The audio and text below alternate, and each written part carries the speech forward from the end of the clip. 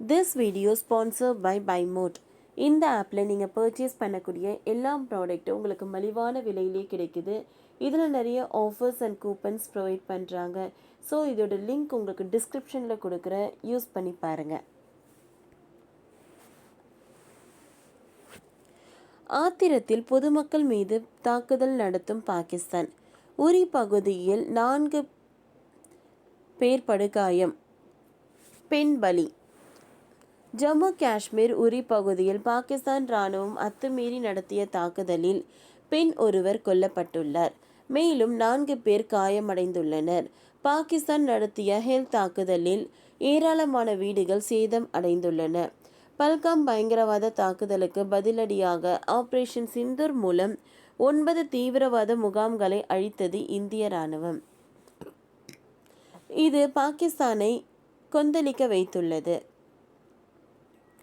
Operation Chittoor நடவடிக்கையின் எதிரொலியாக வியாழக்கிழமை இரவு இந்தியாவின் எல்லையோர மாநிலங்களில் 15 இராணுவ தளங்களை குறிவைத்து பாகிஸ்தான் ஏவிய ஏவுகணையை S-400 வான் பாதுகாப்பு அமைப்பு கொண்டு தவிடுபொடி ஆக்கியது இந்தியா. இரவு நேரங்களில் பாகிஸ்தான் இந்தியா மீது குறிவைத்து ட்ரோன் ஏவுகணைகளை ஏவிய நிலையில் அவை நடுவானிலேயே இந்திய இராணுவத்தால் அழிக்கப்பட்டன.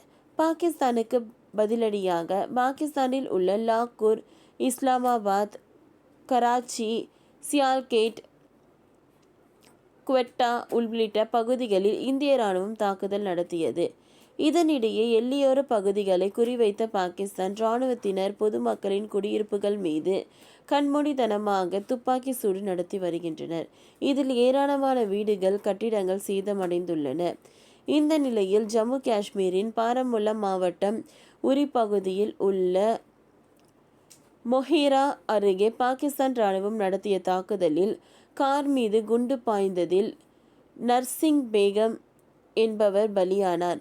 மேலும் காயமடைந்த ஹஃபீஸா மற்றும் மற்றொரு பெண் மருத்துவமனையில் சிகிச்சைக்காக அனுமதிக்கப்பட்டுள்ளார்.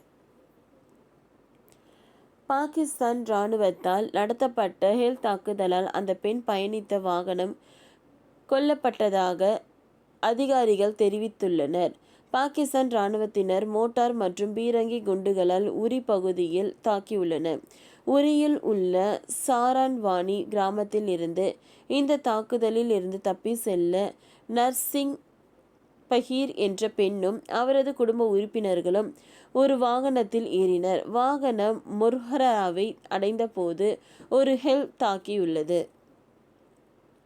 இதில் நர்கீஸ் சம்பவ இடத்திலேயே கொல்லப்பட்டதாகவும் மேலும் 3 குடும்ப உறுப்பினர்கள் காயமடைந்ததாகவும் அதிகாரிகள் தெரிவித்துள்ளனர். காயமடைந்தவர்கள் பாரமுல்லாவில் உள்ள அரசு மருத்துவக் கல்லூரி மருத்துவமனையில் அனுமதிக்கப்பட்டனர். உரியில் தாஜல் கிராமத்தில் ஹெல்த் தாக்கிய மற்றொரு நபர் காயமடைந்துள்ளார். பாகிஸ்தானின் பீரங்கி தாக்குதல் வியாழக்கிழமை இரவு 11 மணிக்கு தொடங்கி வெள்ளிக்கிழமை அதிகாலை 4 மணி வரை இடைவிடாமல் தொடர்ந்ததாக அப்பகுதியைச் சேர்ந்த ஒரு குடியிருப்பாளர் கூறியுள்ளார்.